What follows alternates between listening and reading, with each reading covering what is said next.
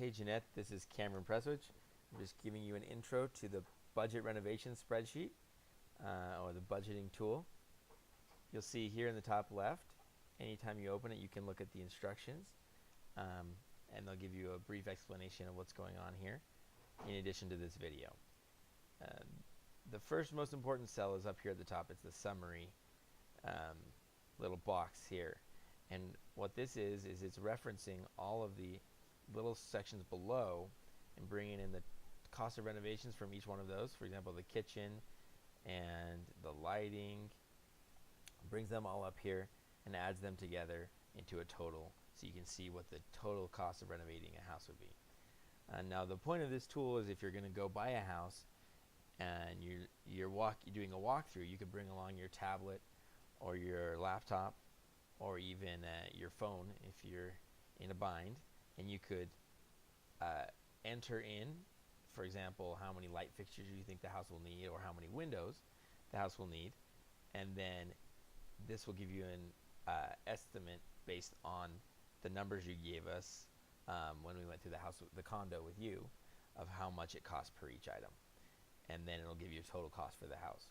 So we'll use lighting as an example. Here in the lighting box, we start with light fixtures. So as you're going through a house, you can keep track of how many light fixtures you think you'll need. Let's say you'll need 3, and they'll cost $100 a piece.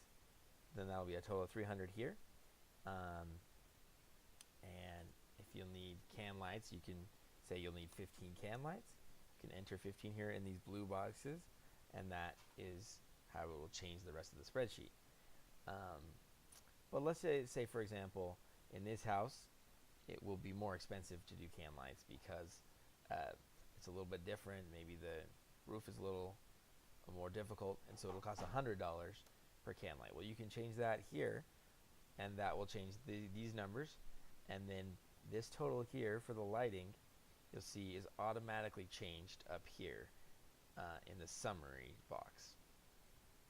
And so and if you wanted to add a special light and you're going to have one of those and it costs $500, then you could do that there, and then it would add a new row here, and it would bring that total up here, and that'll change the cost of your renovations. So there's a lot you can change on here. There's a few things that we didn't that you can't change.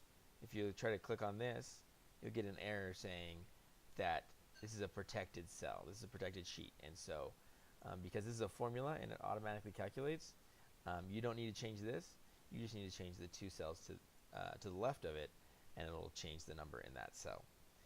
So then I'm going to explain the profit section over here. So if you have a total renovation cost of $83,000, as we have here, then you can come over here and you can have a cell for the purchase price of what you think you'll pay for the house, and you'll put that in as a negative number, and then it automatically brings over the renovations, what that will cost, and then